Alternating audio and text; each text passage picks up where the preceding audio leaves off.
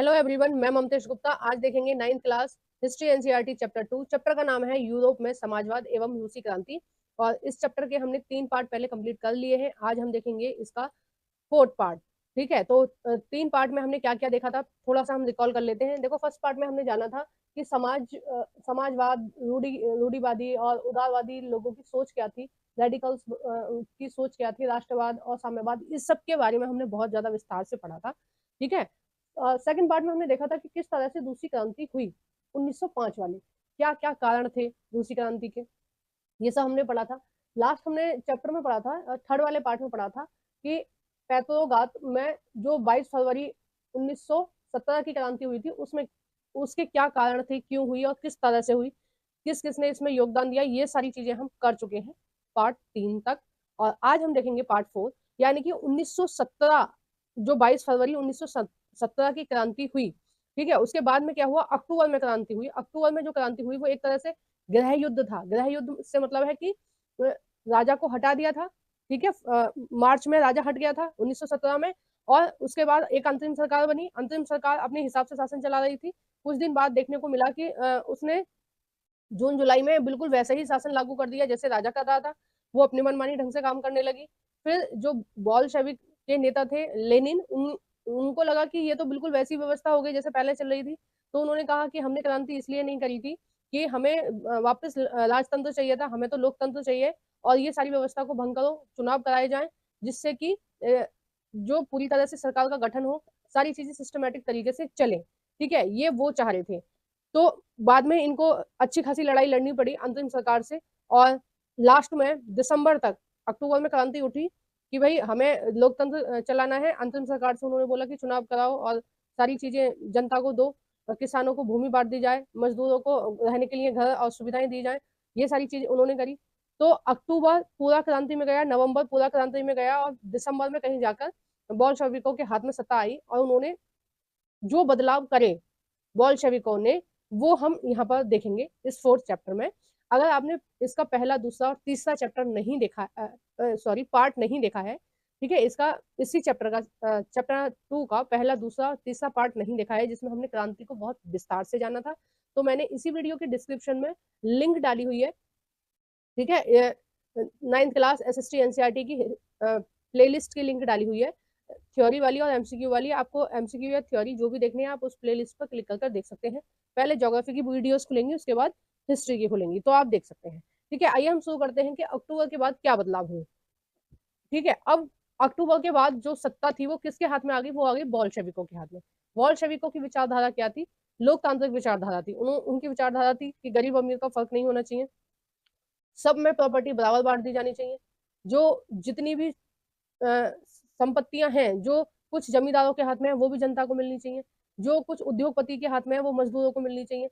उनकी विचारधारा इस तरह की थी कि गरीबी अमीरी नहीं होनी चाहिए, सब कैसे होनी चाहिए, इक्वल होनी चाहिए। तो इस विचारधारा को आगे बढ़ाते हुए उन्होंने किस तरह से समाज को, उस समय की समाज को संभाला, उस समय देश को संभाला, वो हम देखते हैं।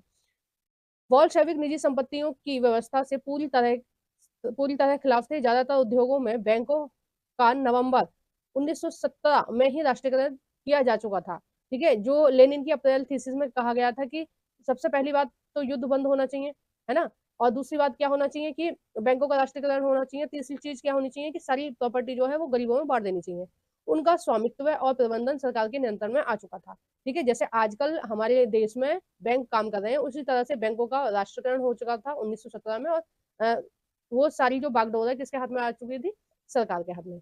जमीनों को सामाजिक संपत्ति घोषित कर दिया गया। ठीक है, जितनी भी जमीन थी उनको सामाजिक संपत्ति घोषित कर दिया गया, मतलब गरीबों को बांटे जाने लगी थी। ठीक है, नेक्स्ट है किसानों को सामंतों की जमीनों पर कब्जा करने की खुली छूट दे दी। उन्होंने बोला कि जो भी जमींदार हैं, किसानों से बोल दिया कि जो जमींदार हैं, जमींदारों की खेती, खेत पर खेती कर रहे हैं, ठीक है, वो खुद ही उसके मालिक बन जाएंगे। ठीक है, जैसे जमींदार का इतना बड़ा खेत है, उस पर 5-6 लोग खेती कर रहे हैं, इस तरह से। ठीक है, बांट रखी है उन्होंने इतनी इतनी। तो उन्होंने क्या बोला कि जो जिस खेत पे खेती कर रहा है वो खेत उसका हो जाएगा। ठीक है, तो भाई किसान तो खुशी रहेंगे, उनको जमीन वगैरह मिल रही है, उनकी आर्थिक स्थिति में सुधार हो रहा था। नेक्स्ट है, शहरों में बॉल्शेविकों ने मकान मालिकों के लिए पर्याप्त हिस्सा छोड़कर उनके बड़े मकानों के छोटे छोटे हिस्से कर दिए, ताकि बेघर और जरूरतमंद लोगों को भी रहने की जगह दी जा सके। अब जैसे कोई मकान मालिक है, इतने बड़े घर में रह रहा है, ठीक है, और इतने हिस्से में वो खुद रह रहा है और बाकी हिस्से उसने क्या कर रखा है, किराए पे उठा रखे हैं, है ना। तो इन्होंने क्या किया कि अब आप ये इतनी जो कोठी है, ये अमीर आदमी रह लेगा, बाकी जो इसकी कोठी है इसमें गरीब आदमी रहेंगे, और वो भी बिना किराए दिए, ठीक है। ये उन गरीब आदमियों की कोठी हो गई है ना। तो वो किराए वाला सिस्टम खत्म। तो जो जहां रह रहा है उसकी प्रॉपर्टी वो हो गई। नेक्स्ट है, देखो हमारे देश में भी ऐसा ही हुआ था, जब हमारा देश आजाद हुआ था, तो जो विनोबा भावे हैं उनके द्वारा ये चलाया गया था ग्रामदान और भूदान, ठीक है। इसमें क्या था कि हमारे देश के जो लोग थे उन्होंने सोचा कि ये मजदूरों पर क्या प्रभाव पड़ा देश आजाद होने से, क्योंकि ये तो पहले भी मजदूरी कर रहे थे, अब भी मजदूरी करेंगे। तो वो गांव गांव जाके देख रहे थे आर्थिक स्थिति लोगों की किस तरह से सुधार होगा, क्या होगा। तो उन्होंने ये पाया कि जो मजदूर हैं उनकी हालत आज भी नाजुक बनी हुई है। तो उन्होंने उनकी स्थिति को सुधारने के लिए बोला कि जो जमींदार लोग हैं वो अपनी भूमियों को दान करें, ठीक है। जिन्होंने खेत दान में दिए, है ना, उसको बोला गया भूदान। और जिन्होंने पूरे की पूरे गांव दान में दे दिए उनको बोला गया ग्राम दान, ठीक है। बाद में भारत सरकार ने इस तरह का कानून बना दिया कि कोई भी व्यक्ति अपने पास इतनी से ज्यादा संपत्ति नहीं रख सकता। जैसे एक खाते पर 40 बीघे से ज्यादा जमीन नहीं रहेगी, ठीक है, मतलब एक आदमी के पास 40 बीघे जमीन रहेगी, उससे ज्यादा नहीं रहेगी। इस तरह के कुछ नियम बना दिए गए ताकि जो जमींदार हैं वो जमीनों को खुद ही छोड़ दें, क्योंकि अब पहले तो अपनी मर्जी से जमींदार दे रहे थे, अब कुछ लोग अच्छे होते हैं तो वो गरीबों के बारे में सोचते हैं तो वो फ्री में भी दे देते हैं। कुछ लोग ऐसे थे जो नहीं दे रहे थे, अपनी सत्ता चलाना चाह रहे थे, तो उनके लिए फिर बाद में भारत सरकार ने कठोर कानून बनाए और उनसे जमीन छीनकर बाकी बाकी के किसानों को बांट दी, ठीक है। तो ये व्यवस्था पहले भारत में भी चल रही थी, और शुरुआत इसके विनोबा भावे ने की थी, ठीक है। ये भी ध्यान रखना, ये छोटी छोटी छोटी क्लासों में ये सारी चैप्टर्स थे, शायद आपने ध्यान ना दिया हो उस टाइम पे। नेक्स्ट है इसमें, उन्होंने अभिजातीय वर्ग द्वारा पुरानी पदवियों के इस्तेमाल पर रोक लगा दी। उन्होंने बोला कि ये जो वंशानुक्रम चल रहा है ना, कि इसकी इसकी अगर इसका बाप मंत्री है तो ये भी मंत्री होगा, फिर इसके बच्चे भी मंत्री होंगे, इस पर उन्होंने रोक लगा दी, ठीक है। परिवर्तन को स्पष्ट रूप से सामने लाने के लिए सेना और सरकारी अफसरों की वर्दियां बदल दी गई, ठीक है। अब जो उनकी ड्रेसअप था वो चेंज कर दिया, अब दूसरा ड्रेसअप हो गया। इसके लिए 1918 में एक प्रावधान प्रतियोगिता आयोजित की गई जिसमें सोवियत टोपी का चुनाव किया गया, ठीक है। अब इसके सेकंड पार्ट में मैंने दिखाया था किस तरह से टोपी वगैरह का प्रयोग, नहीं उसमें दिखाया था फ्रांस वाली में। तो उसमें क्या हुआ था कि क्रांति के समय उन्होंने केसरी रंग की टोपी पहनी थी, लाल रंग की, है ना। तो उसी तरह से इसमें भी हुआ कि इन्होंने क्या किया, पूरा ड्रेसअप चेंज कर दिया, और जो इस तरह की जो टोपी है, इस तरह की टोपी उन्होंने बनाई सैनिकों के लिए, ठीक है। इसको क्या बोला गया, बूंदियो नोब नोबका, ठीक है, बूंदियो नोबका बोला गया इसको, ये जो टोपी का प्रकार है, ठीक है। नेक्स्ट है इसमें, वॉल्शेविक पार्टी का नाम बदलकर रूसी कम्युनिस्ट पार्टी या वॉल्शेविक रख दिया गया, ठीक है। जो वॉल्शेविक पार्टी थी उसका नाम बाद में क्या कर दिया गया, कम्युनिस्ट पार्टी, क्योंकि विचारधारा तो इनकी कैसी थी, कम्युनिस्ट वाली थी, है ना। नेक्स्ट है, कम्युनिस्ट यही तो चाहते हैं, देखो समाजवादी चाहते हैं कि सारे संसाधनों पर सबका बराबर का अधिकार, ठीक है। गरीबों को भी उतने ही अवसर दिए जाए जितने अमीरों को दिए जा रहे हैं। वोट डालने का अधिकार सबको हो, सबके पास बराबर बराबर चीजें हो। कम्युनिस्ट क्या कहते हैं, साम्यवादी लोग क्या कहते हैं, कम्युनिस्ट या साम्यवादी लोग क्या कहते हैं कि जो प्रॉपर्टी अमीर लोगों के पास है और वो उस प्रॉपर्टी की वजह से गरीब लोगों का शोषण कर रहे हैं, तो क्या करना चाहिए, अमीर लोगों से छीन के गरीब लोगों को दी जानी चाहिए, ठीक है। ये कम्युनिस्ट सोच है, ये साम्यवादी सोच है कि गरीबों से अमीरों से छीन के गरीबों को दे दो, ठीक है। तो इन्होंने क्या किया, अपनी पार्टी का नाम बदल के कम्युनिस्ट पार्टी रख दिया। नेक्स्ट है, नवंबर 1917 में वॉल्शेविकों ने संविधान सभा के लिए चुनाव कराए, ठीक है। वॉल्शेविकों ने क्या किया, लोकतंत्र कायम करने के लिए, ठीक है, लोकतंत्र की स्थापना करने के लिए उन्होंने क्या किया कि 1917 में चुनाव कराए, लेकिन इन चुनावों में उन्हें बहुमत नहीं मिला, यानी कि उनकी पार्टी नहीं जीती जितनी वोट चाहिए थी शासन करने के लिए, ठीक है। जितनी वोट उन्हें चाहिए थी उतनी वोट उनको नहीं मिली, उनको वोट कम मिली। अब कम क्यों मिली होंगी, देखो मजदूरों ने तो भर भर के वोट दी होंगी, किसानों ने भी भर भर के वोट दी होंगी, लेकिन जिन लोगों की प्रॉपर्टी छीनी गई होगी उन्होंने तो वोट नहीं दी होगी, चाहे शहर हो चाहे गाँव हो। गाँव में भी बहुत बड़े बड़े किसान थे, उनकी प्रॉपर्टी छीनी गई। फिर एक अफवाह सी उड़ गई थी कि ये क्या कर रहे हैं, कि ये तो गरीब लोगों का शोषण कर रहे हैं। पहले गरीब, सॉरी, ये तो क्या कर रहे हैं, अमीर लोगों का शोषण कर रहे हैं। पहले गरीबों का शोषण हुआ, अब क्या हो रहा था, अमीरों का शोषण हो रहा था। देखो बदलाव इतनी जल्दी नहीं लाना चाहिए, धीरे धीरे लाना चाहिए, धीरे धीरे नियम बनाने चाहिए, सोचना समझना चाहिए। अगर कोई भी देश आजाद हुआ है, आज आजाद हुआ है, तो कल से पूरी तरह से वो सेटल नहीं हो सकता, कल से वो पूरी तरह से सुनियोजित तरीके से अपने देश को नहीं चला सकता। उसमें 4-6 साल का टाइम लगता है, चीजों को समझने में, करने में बहुत ज्यादा टाइम लगता है। अगर आप सोच रहे कि तुरंत परिवर्तन हो तो फिर क्या होगा, तो फिर होगी हिंसा। ठीक है, हिंसा से ही लोग समझेंगे फिर। तो और हिंसा कुछ कभी भी सही नहीं होती है। ठीक है, हिंसा का रास्ता हमेशा गलत ही होता है। तो नेक्स्ट है इसमें कि उनको बहुमत नहीं मिला, मतलब उनकी पार्टी नहीं जीती, कम्युनिस्ट पार्टी नहीं जीती। अब जाहिर सी बात है उन लोगों ने वोट नहीं दिया होगा जो जिनकी जमीन छिनी होंगी, जिनके घर छिने होंगे, तो उन लोगों ने गुट बना लिया होगा, उन लोगों ने इनको वोट नहीं दिया होगा बोल्शेविकों को। ठीक है, नेक्स्ट है जनवरी 1918 में असेंबली ने बोल्शेविकों के प्रस्तावों को खारिज कर दिया और लेनिन ने असेंबली बर्खास्त कर दी। ठीक है, उन्होंने को बोला कि ये जो चल रहा है समाज में कि इनकी प्रॉपर्टी छीन के गरीबों को दो, ठीक है, ये गलत है। बोल्शेविकों की इस बात को असेंबली ने खारिज कर दिया। असेंबली यानी कि संसद। ठीक है, वहां पर क्या बोलते थे असेंबली को, ड्यूमा। ठीक है, वो जो है उसमें खारिज हो गया और लेनिन ने क्या किया, उस ड्यूमा को ही बर्खास्त कर दिया। ठीक है, ड्यूमा क्या कर दी, भंग कर दी। नेक्स्ट है इसमें उनका मत था कि अनिश्चित परिस्थितियों में चुनी गई असेंबली के मुकाबले अखिल रूसीय सोवियत कांग्रेस कहीं ज्यादा लोकतांत्रिक संस्था है। उनको ऐसा लगा लेनिन को कि ये जो चुनाव हुए उनमें इतनी अच्छी सरकार नहीं बनी, उससे ज्यादा अच्छी तरीके से कौन काम कर रहा था, दूसरी सोवियत कांग्रेस। इसमें कौन लोग थे, सोवियत कौन थे, मजदूर थे और सैनिक थे। ठीक है, जिन्होंने अक्टूबर की क्रांति में भाग लिया था, है ना, इन्होंने तो लिया था अक्टूबर की क्रांति में भाग, और इन्होंने जो 1917 में जो क्रांति हुई थी उसमें भूमिका निभाई थी सोवियतों ने। इन्होंने क्या किया, जो सैनिक थे वो मजदूरों के साथ मिल गए थे और सोवियत बनाई थी। ठीक है, तो ये वही सोवियत है जो गरीबों के लिए देश में काम करती थी। तो इन्होंने कहा कि जो अच्छे से सरकार चला सकती है वो सोवियत चला सकती है, ना कि जो चुन के आई हुई है। ठीक है, अब जो हार जाता है वो ऐसे ही बोलता है। अपने देश में भी जो पार्टी हार जाएगी वो हमेशा यही बोलेगी कि ईवीएम में गड़बड़ थी, चुनाव ठीक से नहीं हुए, जो लोग हैं कुछ उन्होंने वोट नहीं डाली इसलिए हम हार गए। अन्य अन्य उदाहरण देंगे। हार को एक्सेप्ट करना इतना आसान थोड़ी ना होता है।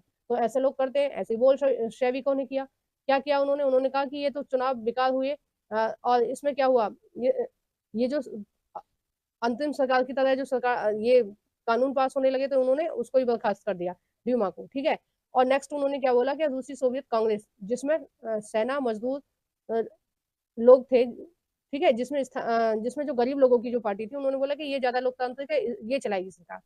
मार्च 1918 में अन्य राजनीतिक सहयोगियों की असहमति के बावजूद बोल्शेविकों ने ब्रेस्ट लिटोवस्क में जर्मनी से संधि कर ली। ठीक है, उन्होंने क्या किया कि भाई युद्ध बंद करने के लिए उन्होंने जर्मनी से संधि कर ली, जबकि बाकी के देश के लोग नहीं चाहते थे। ठीक है, कि दुश्मन देश से संधि करी जाए, वो चाहते थे कि हम जीते, जर्मनी हारे। ठीक है, लेकिन इन्होंने लेनिन ने क्या किया कि किसी की बात नहीं मानी और जाकर उनसे संधि कर ली जर्मनी से युद्ध बंद करने के लिए। आने वाले सालों में बोल्शेविक पार्टी अखिल रूसीय सोवियत कांग्रेस के लिए होने वाले चुनावों में हिस्सा लेने वाली एकमात्र पार्टी रह गई। ठीक है, लास्ट में क्या हुआ कि बस बोल्शेविक ही रह गए, इनका बोलबाला धीरे धीरे बढ़ता रहा। अखिल रूसीय सोवियत कांग्रेस में अब देश की संसद का दर्जा दे दिया गया था। ठीक है, जो सोवियत काम कर रही थी देश की भलाई के लिए, जो अखिल रूसी सोवियत कांग्रेस जो देश की भलाई के लिए काम कर रही थी, उसको क्या किया गया, अब देश की संसद का दर्जा दे दिया गया था। किसने दे दिया होगा, लेनिन ने। रूस एक दलीय राजनीतिक व्यवस्था वाला देश बन गया। ठीक है, वहां क्या है, एक पार्टी है। हमारे यहाँ क्या है, बहुत सारी पार्टियां होती हैं चुनाव में, इनके यहाँ क्या है, एक ही पार्टी है। ट्रेड यूनियनों पर पार्टी का नियंत्रण था। ठीक है, ट्रेड यूनियन कौन थे, जो मजदूरों के हित में, मजदूरों ने अपनी बात रखने के लिए राजा के सामने जो यूनियन बनाई थी। ठीक है, जो व्यापारियों ने अपनी कमेटी बनाई थी मजदूरों ने कि राजा हमारी बात सुने, हमारी घंटे कम करे, हमारी मजदूरी बढ़ाए, या कोई भी समस्या है तो उन्होंने क्या किया, एक यूनियन बना ली अपनी बात को कहने के लिए। ठीक है, तो ये वही है। अब इनका पूरा की पूरा नियंत्रण था इस पर, कौन सी पार्टी पर, सोवियत रूसीय कांग्रेस पर। ठीक है, नेक्स्ट है गुप्तचर पुलिस, जिसे पहले चेका और बाद में ओजीपीयू कहा जाता था। ठीक है, तथा एनकेबीडी का नाम दिया गया। अब देखो इसमें बहुविकल्पीय में क्वेश्चन पूछा जा सकता है कि गुप्तचर पुलिस को किन किन नामों से जाना जा सकता था। ठीक है, किस किस नाम से, चेका, ओजीपीओ और एनकेबीडी। ठीक है, एनकेबीडी के नाम से जाना जाता था। अब देखो ये तीन है ही, चौथा कोई और नाम दे देगा और पूछेगा कि कौन से नाम से जाना जाता था गुप्तचर पुलिस को। गुप्तचर माने सीबीआई टाइप को। ठीक है, जो पुलिस के कपड़े नहीं पहनते लेकिन काम पुलिस वाला ही करते हैं, वो वाला। ठीक है, नेक्स्ट है बोल्शेविकों की आलोचना करने वालों को दंडित किया जाता था। कोई भी बोल्शेविकों के खिलाफ बोलता था, कोई भी समाजवाद के खिलाफ बोलता था, या कोई भी आदमी ये कह रहा है कि भाई ऐसे जमीन को मत बांटो, गरीबों को ऐसे मत दान में दो जमीन को फ्री में, तो उनको क्या करता था, उनको बोल्शेविक क्या करते थे, जेल में डाल दिया करते थे, है ना, कि ये समाजवाद के खिलाफ है, इसको जेल में डालो, ये राजा की जैसे बात कर रहा है। बहुत सारे युवा लेखक और कलाकार भी पार्टी की तरफ आकर्षित हुए, क्योंकि वह समाजवाद और परिवर्तन के प्रति समर्पित थे। ठीक है, बहुत सारे लोग जो पैसे वाले लोग भी थे, वो भी समाजवाद की तरफ आकर्षित हुए थे, क्योंकि वो चाहते थे कि परिवर्तन आना चाहिए समाज में। नेक्स्ट, अक्टूबर 1917 के बाद ऐसे कलाकारों और लेखकों ने कला और वस्तुशिल्प के क्षेत्र में नए प्रयोग शुरू किए, लेकिन पार्टी द्वारा थोपी गई सेंसरशिप के कारण बहुत सारे लोगों का पार्टी से मोह भंग होने लगा। पार्टी जो नियम बना रही थी, जो सेंसरशिप का मतलब है कि जो पार्टी ने बोल दिया वही वही सही है। ठीक है, जो लेनिन बोल रहे हैं वो सही है, बाकी बाकी लोगों से नहीं पूछा जा रहा है कि क्या करना चाहिए क्या नहीं करना चाहिए। धीरे धीरे क्या होने लगा कि लोगों का इस पार्टी से मोह खत्म होने लगा, बोल्शेविक पार्टी से, और फिर वो अन्य चीजों को देखने लगे। देखो यहाँ एक कॉलम दिया हुआ है, अक्टूबर क्रांति और रूसी ग्रामीण इलाके, दो दृष्टिकोण, यानी कि जो गांव के लोग थे उन पर अक्टूबर क्रांति का क्या प्रभाव पड़ा। ठीक है, तो ये आप देखेंगे, और इसमें वही चीज लिखी है जो मैंने आपको बता दी उदाहरण के तौर पे, तो आप ये खुद पढ़ेंगे कि क्या क्या प्रभाव पड़े उस समय अक्टूबर क्रांति के गांव में और शहर में। ठीक है, तो ये आपका पढ़ने का है, आप पढ़ेंगे। नेक्स्ट है गृह युद्ध। गृह युद्ध क्या होता है? ठीक है, गृह युद्ध का सबसे पहले आप मतलब समझिए गृह युद्ध क्या होता है। गृह युद्ध का मतलब है जब किसी भी देश के लोग आपस में लड़ने लगे, ठीक है, खुद ही लड़ रहे हैं, तो उसको क्या बोलते हैं, उसको गृह युद्ध बोलते हैं। जैसे हमारा अपना देश है, ठीक है, हमारा देश भारत है, अब भारत में कुछ समाजवादी लोग लड़ रहे हैं, ठीक है, पैसे वाले लोगों से, तो ये क्या हो गया, ये गृह युद्ध हो गया। जैसे दो धर्म के लोग आपस में लड़ रहे हैं धार्मिक बातों को लेकर, ठीक है, मंदिर मस्जिद को लेकर लड़ रहे हैं, या चर्च और मस्जिद को लेकर लड़ रहे हैं, या चर्च और मंदिर को लेकर लड़ रहे हैं, गुरुद्वारे को लेकर लड़ रहे हैं, तो ये क्या है, ये एक तरह का सांप्रदायिक दंगा बोलेंगे या इसको गृह युद्ध बोलेंगे। ठीक है, जब जनता एक दूसरे की आलोचना कर रही है, एक ही देश के लोग जब लड़ रहे हैं आपस में, तो उसको बोलते हैं गृह युद्ध, अपने ही घर में युद्ध। ठीक है, गृह युद्ध का मतलब है अपने ही घर में युद्ध। देश भी हमारा कैसा है, एक तरह से हमारा घर ही है, ठीक है, हमारा परिवार है, एक बड़ा परिवार है जो देश है, तो उसमें जब युद्ध होता है तो उसको बोलते हैं गृह युद्ध, है ना। और ऐसा कई बार होता है ना। हमारे देश में भी ऐसा हुआ, जब हमारे देश आजाद हुआ तो बहुत सारी रियासतें थी जो हमारे देश में मिलने के लिए तैयार नहीं थी, जैसे हैदराबाद है, ठीक है, जैसे गुजरात की थी, जैसे पूर्वोत्तर भारत के थे बहुत सारे देश, बहुत सारे राज्य जो हमारे में मिलने के लिए तैयार नहीं थे। बाद में उनको, जैसे जम्मू कश्मीर था, बाद में उनको किसी को समझा बुझाकर, किसी को लालच देकर, है ना, प्राइवेसी पर्स इसलिए तो लागू किया था। अभी आप पढ़ेंगे, जब पॉलिटी पढ़ेंगे तो तब आप पढ़ेंगे प्राइवेसी पर्स क्या होता है। तो उन किसी की प्राइवेसी पर्स का मतलब है कि उनको बोला गया, उन राजाओं को, उन जागीर के मालिकों को बोला गया कि तुम हमारे यहाँ मिल जाओ और हम तुम्हें एक अच्छी खासी रकम देंगे पेंशन के रूप में, और तुम अपने आप को भारत में शामिल कर लो। यानी कि रियासतों को भारत में शामिल करने के लिए पैसे भी दिया गया और पेंशन देने का वायदा भी किया गया, तब जाके बहुत सारे जो लोग थे वो, जो रियासतें थी वो मिली। ठीक है, 500 प्लस रियासतें थी उस समय भारत में, जो ये कह रही थी कि हम तो अलग रहेंगे भारत से। ठीक है, तो भारत अखंड भारत नहीं था जब अंग्रेज छोड़ के गए थे, अखंड भारत बनाए बाद में धीरे धीरे। ठीक है, तो इस तरह से चल रहा था। तो अपने ही घर में जब लड़ाई होती है, अब दो दो से तीन स्टेट आपस में लड़ रहे हैं किसी चीज को लेकर, ठीक है, तो ये सब क्या होता है, ये सब होते हैं गृह युद्ध। अब आपको समझ में आ गया। अब वहां पर कैसे, किस तरह का गृह युद्ध चल रहा था, रूस में किस तरह का युद्ध चल रहा था, रूस में चल रहा था समाजवाद की वजह से युद्ध, क्योंकि समाजवादी जो लोग थे वो बांट रहे थे प्रॉपर्टियों को, इस बात पे लड़ाई चल रही थी, क्योंकि कुछ लोगों को ये बात पसंद नहीं आ रही थी। देखो, जब अपने हाथ से प्रॉपर्टी जाती है तो सबको दुख लगता है। अब आप घर में रह रहे हो, ठीक है, आप 100 गज के घर में रह रहे हो, कल को सरकार कानून बना दे कि 50 गज से ज्यादा कोई घर में नहीं रहेगा, जिसका 100 गज का घर है उसका 50 गज का घर छीन लो। ठीक है, यानी कि आपका 100 गज का घर है और सरकार ने कानून बना दिया कि 50 गज से ज्यादा कोई जमीन में नहीं रहेगा, आपका इतना घर तोड़ के वो किसी गरीब आदमी को दे दे तो आपको भी दुख होगा। ठीक है, आपको भी बुरा लगेगा कि ये तो आपने कमाया था, ये तो आपने मेहनत करके बनाया था, फिर ये गरीबों को क्यों दे दिया गया, तो सबको दुख होता है। तो इसी वजह से यहाँ पर गृह युद्ध चल रहा था, क्योंकि अमीरों की प्रॉपर्टी गरीबों को दी जा रही थी। ठीक है, एक असंतोष जैसी भावना देश में उस समय थी, रूस में, है ना। अब देखते हैं कि गृह युद्ध के क्या क्या प्रभाव थे। जब वॉल्शेविकों ने जमीनों के पुनः वितरण का आदेश दिया, पुनः वितरण यानी कि गरीबों में बांटने का आदेश दिया, तो रूसी सेना टूटने लगी। ठीक है, ज्यादातर सिपाही किसान थे। अब कुछ लोग जो किसान थे, ठीक है, किसान मजदूर थे, वो युद्ध में लड़ने गए थे, ठीक है। जब उनको पता चला कि भाई क्रांति होने के बाद जो बॉल्शेविक हैं वो क्या कर रहे हैं, प्रॉपर्टी को बांट रहे हैं सब सब लोगों में, है ना, सब लोगों को जमीन दी जा रही है, तो जो भी लोग किसान थे वो लौट आए, और जो मजदूर किसान थे जो सेना में भर्ती हो गए थे बाद में, वो सारे लौट आए जमीन लेने के लिए, है ना। अब आज भी आप देखोगे ज्यादातर जो सेना में भर्ती होते हैं अपने ही भी देश में, जो फौजी होते हैं, वो ज्यादातर 90% लोग जो होते हैं वो गांव के ही होते हैं, शहर के नहीं होते हैं।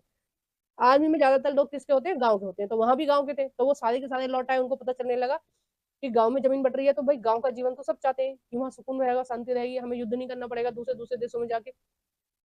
तो इस वजह से भी युद्ध कमजोर पड़ने लगा। जो जर्मनी के साथ युद्ध चल रहा था, जो विश्व युद्ध चल रहा था, प्रथम विश्व युद्ध चल रहा था, तो रूस पहले से भी हार रहा था और भी ज्यादा हारने लगा। किस वजह से, कि सेना भी भागने लगी गांव की तरफ। वे पुनः भूमि वे भूमि पुनः वितरण करने के लिए घर लौटना चाहते थे, इसलिए सेना छोड़ने लगे, ठीक है, सेना का उन्होंने काम छोड़ दिया।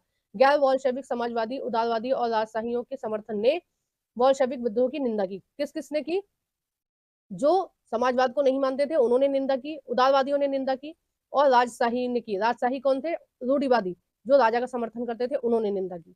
तो जाहिर सी बात है ना, जिनके पास प्रॉपर्टी होगी उनकी छिनेगी तो वो विद्रोह करेंगे ही, ठीक है, वो निंदा करेंगे।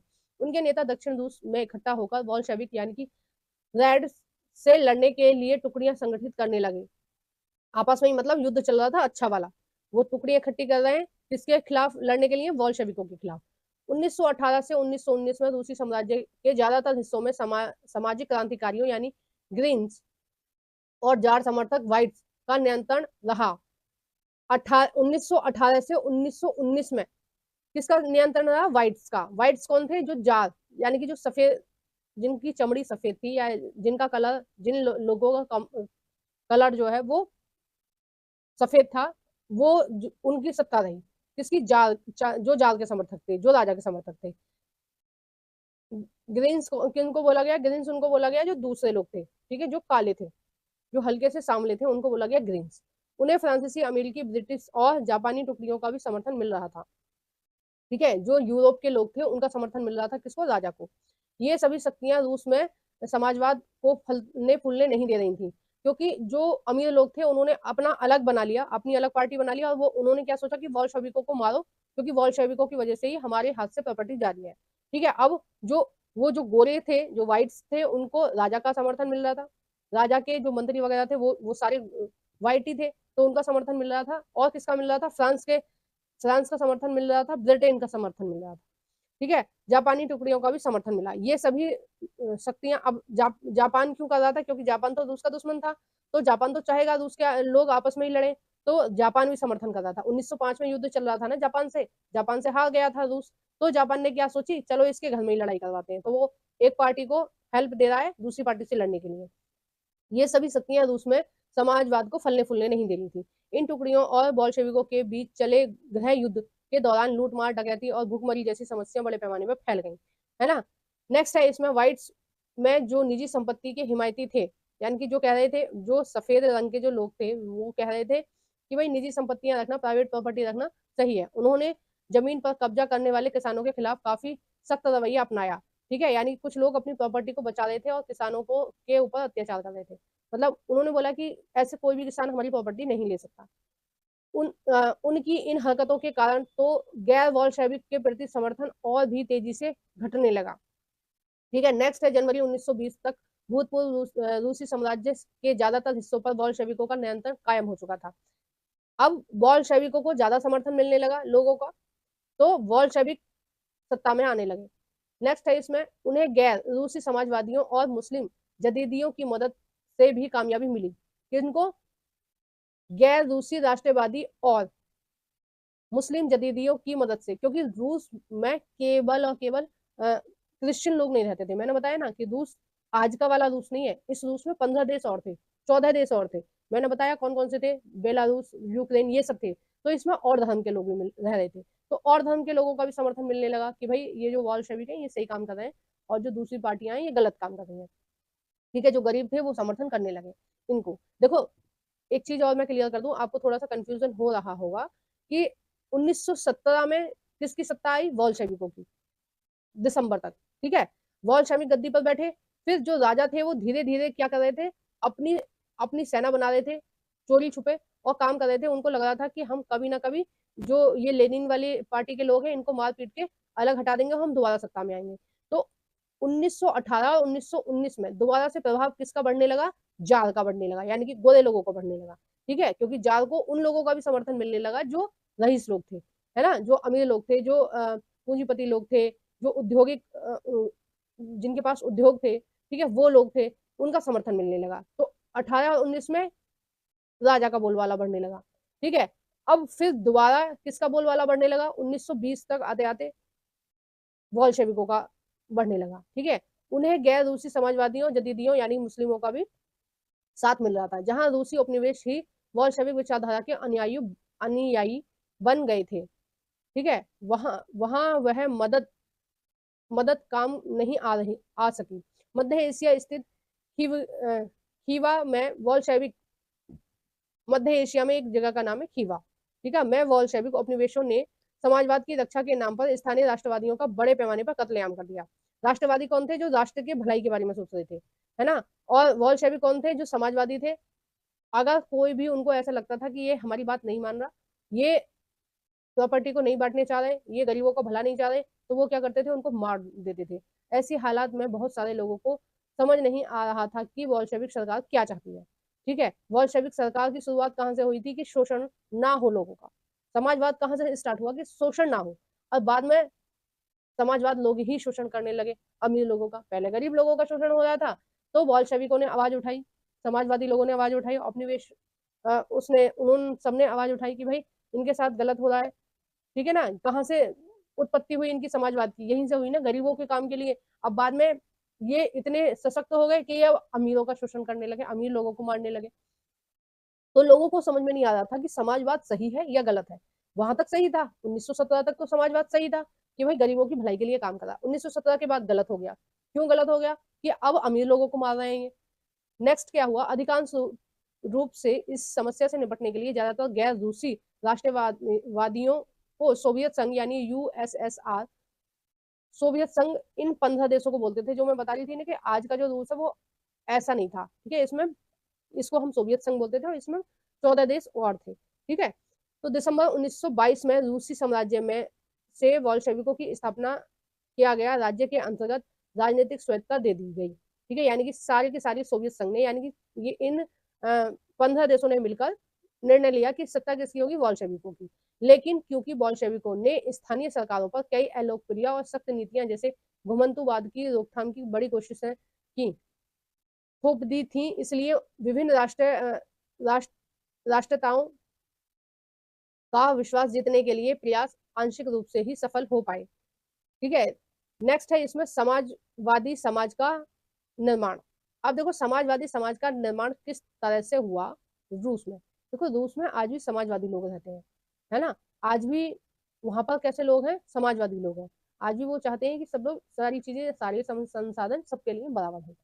अब इसका निर्माण कैसे हुआ, मतलब रूस में समाजवादी सोच कैसे विकसित हुई धीरे धीरे, उसके बारे में हम इस कॉलम में, इस पैरा में पढ़ेंगे, है ना, कि समाजवादी सोच कहाँ से स्टार्ट हुई रूस में। आइए देखते हैं। गृह युद्ध के दौरान बोल्शेविकों ने, गृह युद्ध का मतलब समझ गए ना, कि एक ही देश के जब लोग आपस में लड़ रहे हैं उसको बोलते हैं गृह युद्ध। के दौरान बोल्शेविकों ने उद्योगों और बैंकों के राष्ट्रीयकरण को जारी रखा। ठीक है, मतलब गृह युद्ध चल रहा था, उसके बाद भी उन्होंने क्या किया कि उद्योगों का जो राष्ट्रीयकरण चल रहा था, या बैंकों का जो राष्ट्रीयकरण चल रहा था उसको उन्होंने जारी रखा। उद्योगों का राष्ट्रीयकरण का मतलब है कि उद्योग जो थे वो सरकार के हाथ में आ गए थे। अब सरकार नियम बनाएगी कि भाई तुम मजदूरों से केवल 8 घंटे काम लोगे, मजदूरों को आपको इतनी दिहाड़ी देनी ही पड़ेगी, और प्लस मजदूरों को अच्छा खाना, अच्छा रहन सहन आपको देना ही पड़ेगा। ठीक है, इसकी चेकिंग होगी, अगर चेकिंग में आप फेल हुए तो आपकी जो उद्योग है वो बंद कर दिया जाएगा। आज भी हमारे देश में ऐसा होता है। ठीक है, हमारे देश में क्या है, पहले से निर्धारित किया गया है कि आप 8 घंटे से ज्यादा किसी मजदूर से काम नहीं ले सकते। 8 घंटे से ज्यादा अगर आप किसी मजदूर से काम लेते हैं तो फिर आपके खिलाफ कानूनी कार्रवाई की जाएगी। तो ये सारी चीजें बोल्शेविकों ने स्थापित की। धीरे धीरे ये काम भी चल रहा था, है ना, लड़ाइयां भी चल रही थी और ये काम भी चल रहा था। उन्होंने किसानों को उस जमीन पर खेती करने की छूट दे दी जिसका समाजीकरण किया जा चुका था। जब्त किए गए खेतों का इस्तेमाल, जब्त किससे किए थे, अमीर लोगों से। ठीक है, अमीर लोगों से छीन लिए थे खेत, उनको बोला जब्त किए गए खेतों का इस्तेमाल बोल्शेविक यह दिखाने के लिए करते थे कि वह सामूहिकता क्या होती है। ठीक है, सामूहिकता क्या होती है, सामूहिकता के बारे में हम आगे पढ़ेंगे, तो मैं आपको बहुत विस्तार से बताऊंगी, इसलिए हम यहाँ ज्यादा व्याख्या नहीं करेंगे सामूहिकता की। नेक्स्ट है शासन के केंद्रीकृत योजना की व्यवस्था लागू की गई। अफसर अफसर इस बात का हिसाब लगाते थे कि अर्थव्यवस्था किस तरह काम करती है। ठीक है, मतलब अर्थव्यवस्था पर ध्यान दिया जाने लगा, और अर्थव्यवस्था पर ध्यान देने के लिए इन्होंने क्या किया, इस आधार पर वे 5 साल के लिए लक्ष्य तय होते कर देते थे। यानी कि उन्होंने कहा कि भाई ऐसे तो पता ही नहीं चल रहा कि हमारा देश प्रगति कर रहा है या नहीं, मतलब हमारे देश में जो सारी चीजें वो अच्छी चल रही है कि नहीं। तो हम क्या करें, हम क्या करते हैं, 5 ईयर प्लान बना लेते हैं। ठीक है, 5 साल की पंचवर्षीय योजना बनाते हैं, यानी कि हम 5 साल के लिए टारगेट फिक्स करेंगे। टारगेट कैसे फिक्स करेंगे कि 5 साल में इन इन उद्योगों पर विशेष ध्यान दिया जाएगा, खेती का लक्ष्य इतना बनाया जाएगा। ठीक है, आम आदमी की जो सैलरी है इतनी हो जानी चाहिए, इतने लोगों को रोजगार देना है, हमें ये फैक्ट्री बनानी है। तो 5 साल का प्लान बन गया, और हमने हिसाब लगा लिया कि हम इतना इतना पैसा यहाँ यहाँ खर्च करेंगे। ठीक है, अब जब 5 साल पूरे हो जाएंगे, फिर हम देखेंगे क्या हमने वो उद्देश्य पूरे करे, और पूरे करे तो कहाँ तक करे, और नहीं करे तो फिर क्यों नहीं करे। ठीक है, तो हमारे देश में भी अभी नीति आयोग आया है, तो 1 साल का प्लान बनाया जाता है ना। पहले हमारे देश में भी पंचवर्षीय योजना चलती थी। ठीक है, 1952 से हमारे देश में पंचवर्षीय योजना चलती थी, और लगभग 11 पंचवर्षीय योजना, 11 या 12 पंचवर्षीय योजना रही हमारे देश में। नरेंद्र मोदी जी की सरकार ने बाद में आकर इस पंचवर्षीय योजना को खत्म कर दिया। ठीक है, उन्होंने क्या किया, उन्होंने नीति आयोग की स्थापना करी।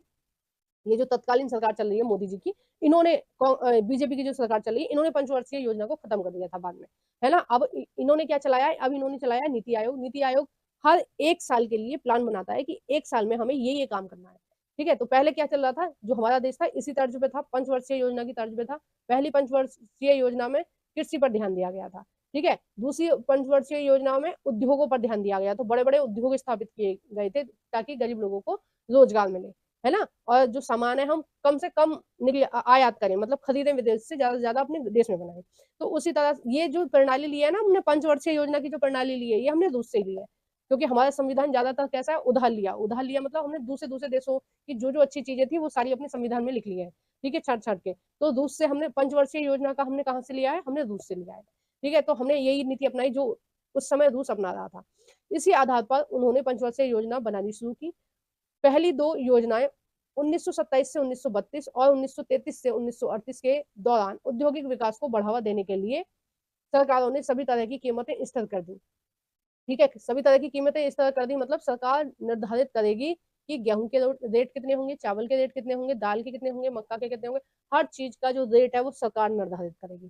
ठीक है, पहले ऐसा नहीं होता था। जब तक 1917 से पहले ऐसा नहीं होता था, बाद में ऐसा होने लगा कि गवर्नमेंट ने सब कुछ अपने हाथ में धीरे धीरे लेना शुरू कर दिया।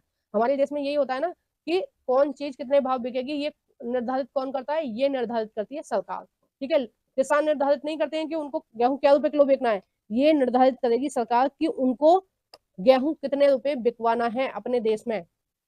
नेक्स्ट है केंद्रीकृत नियोजन से आर्थिक विकास को काफी गति मिली। अब ये जो प्लानिंग चल रही थी, प्लानिंग से जो देश चला रहे थे ये लोग, अर्थशास्त्री लोग रूस में उस समय, उससे काफी ज्यादा हेल्प मिली। औद्योगिक उत्पादन बढ़ने लगे। ठीक है, अब औद्योगिक उत्पादन जो है वो बढ़ने लगे, रजिस्टर होने लगे। 1929 से 1933 के बीच तेल, कोयले और स्टील के उत्पादनों में 100% वृद्धि हुई। ठीक है, मतलब काफी ज्यादा वृद्धि होने लगी। नई नई उद्योग शहर में अस्तित्व में आए कि और ज्यादा उद्योग लगाओ और उनको रजिस्टर कराओ गवर्नमेंट के यहाँ, तो गवर्नमेंट की देख रेख में ये रहेंगे ताकि लोगों का शोषण भी नहीं होगा और देश प्रगति करेगा। ठीक है, नेक्स्ट है मगर तेज निर्माण कार्य के दबाव में कार्य स्थितियां खराब होने लगी। तो जब हर चीज जल्दी जल्दी बन रही थी, सारी चीजें जल्दी जल्दी हो रही थी, तो कहीं ना कहीं दबाव पड़ रहा था किन पर, मजदूरों पर। ठीक है, क्योंकि उनसे फिर ज्यादा काम लिया जाता था। नेक्स्ट है मैग्नी मैग्नीटोगस्कर मैग, मैग्नीटोगोस्कर शहर में एक स्टील संयंत्र का निर्माण कार्य 3 साल के भीतर पूरा कर लिया गया। इस दौरान मजदूरों को बड़ी सख्त जिंदगी गुजारनी पड़ी, जिसका नतीजा ये हुआ कि वह पहले ही साल में 550 बार काम रुका। ठीक है, क्यों, क्योंकि वो लोग हड़ताल कर देते थे। रिहायशी क्वार्टरों में जाड़ों में शौच करने के लिए 40 डिग्री कम तापमान, यानी कि -40 डिग्री तापमान पर लोग चौथी मंजिल से उतरकर सड़क के पार दौड़कर जाया करते थे शौच करने के लिए, टॉयलेट करने के लिए। ठीक है, तो ये सारी सख्ती लोगों के साथ हुई। अब देखो कोई भी देश बनने में टाइम तो लगता ही है, ठीक है, इतना आसान नहीं होता है सारी चीजें होना। हमारे देश में भी ये सारी स्थिति गुजरी है और हर देश में गुजरेगी जो भी होएगा। अगर मैं कहती हूँ अगर आप लोग भी अपने घर से अलग रहकर अलग घर में जब शिफ्ट होंगे तो कम से कम आपको 3 से 4 महीने लग जाते हैं पूरी चीजों को इकट्ठा करने में, किचन का सामान इकट्ठा करने में, कपड़े इकट्ठा करने में, रजाई गद्दे इकट्ठा करने में, बेड इकट्ठा करने में, ठीक है, ये सारी चीजें इकट्ठा करने में आपको 4-5 महीने लग जाएंगे, धीरे धीरे धीरे धीरे। एक दिन में शॉपिंग नहीं कर पाओगे पूरे घर की, तो धीरे धीरे घर बनता है, एक साथ नहीं बनता है, तो ये सारी दिक्कत वहां भी आई। नेक्स्ट है इसमें एक विस्तृत शिक्षा व्यवस्था विकसित की गई और फैक्ट्री कामगारों एवं किसानों को विश्वविद्यालय में दाखिला दिलाने के लिए खास इंतजाम किए गए। तो बोल्शेविकों ने क्या किया कि शिक्षा का विस्तार किया। उन्होंने लगा कि हमारे देश में शिक्षा व्यवस्था निम्न कोटि की है, लोग पढ़ नहीं पा रहे हैं, इसलिए ठीक से काम नहीं कर पा रहे हैं। तो उन्होंने लोगों को पढ़ाने के लिए, ना केवल बच्चों को पढ़ाने के लिए, जबकि जो फैक्ट्री में काम करते थे ना लोग, उनको भी पढ़ाने के लिए खास इंतजाम किए विश्वविद्यालय में। देखो ये बड़े बड़े लोग पढ़ रहे हैं। और हमारे देश में भी पहले प्रौढ़ शिक्षा चलती थी।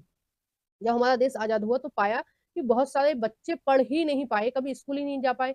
अब उनको हिसाब ही लगाना नहीं आ रहा, कोई मजदूरी कितनी दे रहा है उनको उनको हिसाब ही नहीं लगाना आ रहा, कोई उनसे रोटी खिला के ही काम ले रहा है, उनको पता ही नहीं चल रहा कि भाई मेरी पूरे दिन की दिहाड़ी क्या बैठती है, उनको अपना बोलना ही नहीं आ रहा। तो उसके लिए उनको शिक्षित करना जरूरी है, क्योंकि शिक्षित आदमी अपने लिए बोल सकता है, अशिक्षित आदमी नहीं बोल सकता, क्योंकि उसको हिसाब ही नहीं पता अशिक्षित आदमी को। तो लोगों को शिक्षित करने के लिए भारत सरकार ने भी योजना चलाई, कौन सी, प्रौढ़ शिक्षा। ठीक है, प्रौढ़ शिक्षा में प्रौढ़ यानी कि 30+ आदमी, मतलब जिनकी आयु 30 से अधिक हो, प्रौढ़ शिक्षा में आते थे वो। तो 30+ यानी कि जो पढ़े लिखे नहीं थे, जैसे आपकी मम्मी पापा की जो उम्र होती है, उस तरह के लोगों को पढ़ने के लिए स्कूल खुलवाए गए। ठीक है, जिसमें केवल और केवल बड़े लोग ही पढ़ते थे। ठीक है, जो बड़े लोग होते थे वो पढ़ते थे, उनको पढ़ना लिखना सिखाया जाता था, थोड़ा थोड़ा सिग्नेचर करना आना चाहिए, उनको हिसाब देखना आना चाहिए कि उनके महीने के कितने पैसे बने। ठीक है, ये सारी चीजें, हिसाब देखना, ये सब भारत सरकार भी पहले सिखा रही थी। अब तो भारत सरकार ने क्या किया कि सर्व शिक्षा अभियान कर दिया, मतलब सबको पढ़ना कंपलसरी है। हर बच्चे का एडमिशन होना चाहिए सरकारी स्कूल में। प्राइवेट में है तो ठीक है, नहीं है तो फिर सरकारी स्कूल में आपको कराना ही पड़ेगा, और ये आपका मौलिक कर्तव्य है। ठीक है, आपके मौलिक कर्तव्य में ये लिखा गया है कि माँ बाप को अपने बच्चों की शिक्षा देना, अपने बच्चों को शिक्षित करना अनिवार्य है, ये माँ बाप की जिम्मेदारी है। ठीक है, सरकार की भी जिम्मेदारी है, सरकार पढ़ाएगी फ्री में सरकारी स्कूलों में, और माँ बाप की जिम्मेदारी है कि वो स्कूल तक भेजेंगे। तो इस तरह से रूस में भी हुआ था ये। तो ये हम कहीं ना कहीं हमने सारी चीजें इधर उधर से ही ली है। तो हमने ये भी देखा कि भाई रूस ने ये काम किया तो हमने भी किया ये काम। महिला कामगारों के बच्चों के लिए फैक्ट्रियों में बालवाड़ी खोली गई, यानी कि क्रैच खोले गए, कि महिलाएं अगर फैक्ट्रियों में काम कर रही हैं तो उनके बच्चे ऐसे ही नहीं है कि उनके पीछे पीछे घूमते रहेंगे। उन बच्चों के लिए एक अलग से बालवाड़ी यानी कि एक केंद्र खोला गया, जिसमें बच्चे खेल कूदेंगे और उनको साथ साथ उनको थोड़ी बहुत पढ़ाई भी कराई जाएगी, जैसे हमारे यहाँ आंगनबाड़ी होती है ना, उस तरह का। सस्ती स्वास्थ्य सुविधाएं उपलब्ध कराई गई, मजदूरों के लिए आदर्श रिहायशी मकान बनाए गए। ठीक है, रिहायशी यानी कि जैसे हमारे यहाँ ये है ना कि मजदूरों को और गरीब लोगों को अपार्टमेंट मिल रहे हैं, फ्लैट दिए जा रहे हैं। ठीक है, मोदी सरकार दे रही है। और वो जो है प्रधानमंत्री आवासीय योजना के तहत मकान बनवाए जा रहे हैं। या देखो गाँव में तो मकान बनवाए जा रहे हैं, शहरों में क्या है, फ्लैट मिल रहे हैं उनको। फ्लैट, जो फ्लैट होते हैं ना, अलॉट कराए जाते हैं, मतलब 2 कमरे का एक फ्लैट होता है, उसमें लैट्रिन बाथरूम किचन होती है, तो वो गरीब लोगों को दिए जाते हैं फ्री में। ठीक है, उसके बदले उनको कुछ, शायद ही कुछ पैसे जमा करने पड़ते हैं, मुझे लग रहा है शायद वो फ्री में है ना, जहां तक मुझे जानकारी है। नेक्स्ट है इसमें, लेकिन इन सारी कोशिशों के नतीजे भी सभी जगह एक जैसे नहीं थे, क्योंकि सरकारी संसाधन सीमित थे। अब देखो जितनी चीजें किताबों में होती हैं, जितनी चीजें पेपर पर होती हैं, उतनी चीजें एक्चुअल में नहीं मिलती हैं लोग, गरीब लोगों को। ठीक है, नेक्स्ट हम देखेंगे स्टालिनवाद या सामूहिककरण। स्टालिन किस तरह से उन्होंने सामूहिककरण करा वो हम देखेंगे, और सबसे पहले हम जानेंगे कि स्टालिन कौन थे। ठीक है, स्टालिन कौन थे? स्टालिन थे जो लेनिन की जो पार्टी थी, बोल्शेविक। ठीक है, अब लेनिन के बाद जो कमान संभाली वो किसने संभाली? स्टालिन ने संभाली। लेनिन के बाद किसने कमान संभाली? स्टालिन ने। अब बोल्शेविकों की पार्टी के मुख्य नेता कौन बन गए? स्टालिन बन गए। ठीक है, तो विचारधारा तो वही थी लेनिन वाली, अब उन्होंने किस तरह से संभाला वो हम देखेंगे। नियोजित अर्थव्यवस्था का शुरुआती दौर खेत के सामूहिकरण से पैदा हुई तबाही से जुड़ा हुआ था। कि जो शुरुआती अर्थव्यवस्था थी, चल रही थी उसमें रूस में, उसमें क्या हुआ, सबसे ज्यादा जो प्रॉब्लम स्टार्ट हुई किससे हुई? समूहीकरण से पैदा हुई। ठीक है, तो समूहीकरण की वजह से क्यों पैदा हुई, कैसे पैदा हुई, ये सारा हम इसमें डिस्कस करेंगे। नेक्स्ट है इसमें 1927 से 1928 के आसपास रूस के शहरों में अनाज का भारी संकट पैदा हो गया। ठीक है, यानी कि क्या होने लगा? अनाज की कमी होने लगी। नेक्स्ट है सरकार ने अनाज की कीमत तय कर दी। अब सरकार ने बोल दिया कि भाई इतने रुपए से ज्यादा आप नहीं बेच सकते। जैसे 1800 रुपए कुंटल से ज्यादा कोई भी किसान अपनी अनाज को नहीं बेचेगा। कम से कम उसको 1800 रुपए दिए जाएंगे, ठीक है, और इतने ही दिए जाएंगे। मतलब उन्होंने फिक्स कर दिया कि आप 1800 रुपए कुंटल से ज्यादा नहीं बेचोगे। अब नेक्स्ट क्या हुआ, उससे ज्यादा कीमत पर कोई अनाज नहीं बेच सकता, लेकिन किसान उस कीमत पर सरकार को अनाज बेचने के लिए तैयार नहीं थे। अब किसान सोच रहे हैं कि भाई ये तो जो सरकार ने निर्धारित करी है कीमत, ये तो काफी कम है, और सरकार ने कम हिसाब से क्यों निर्धारित करी कीमत, क्योंकि जो गरीब लोग हैं उनकी पहुंच तक रोटी रहे, ठीक है, तो कोई भी गरीब आदमी भूखा ना मरे, इसलिए उन्होंने क्या किया, कीमत कम कर दी अनाज, ताकि सबको खाना मिले। नेक्स्ट इन्होंने क्या किया, लेनिन के बाद पार्टी का कमान कौन संभाल रहे थे, स्टालिन, ठीक है।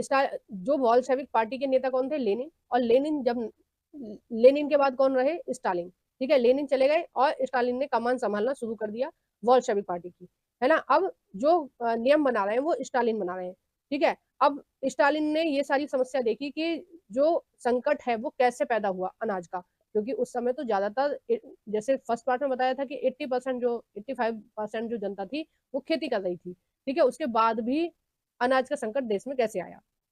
नेक्स्ट है, उन्हें लगता था कि अमीर किसान और व्यापारी कीमत बढ़ने की उम्मीद में अनाज नहीं बेच रहे हैं। उनको समझ आया कि अनाज अगर मंडी तक नहीं आ रहा है, यानी कि जो व्यापारी जो किसान है वो अगर अनाज नहीं बेच रहे हैं, तो इसका मतलब ये है कि उन्होंने क्या किया है, अनाज को सिक्योर करके रख लिया है कि जब रेट बढ़ेंगे तब हम बेच देंगे। जैसे सरकार ने अभी 1800 रुपये निर्धारित करा है, बाद में 2000 होगा तो हम बेचेंगे अनाज को। तो उन्होंने ज्यादातर किसानों ने क्या किया, उन्होंने सिक्योर करके रख लिए अनाजों को। देखो अपने देश में भी ये सारी चीजें होती हैं कि जब गेहूं निकलते हैं खेतों में, तो उस समय कीमत काफी कम होती है, ठीक है, मान लो 1800 रुपये होती है, 3-4 महीने बाद अपना आप 2000 या 2000 से ऊपर हो जाती है।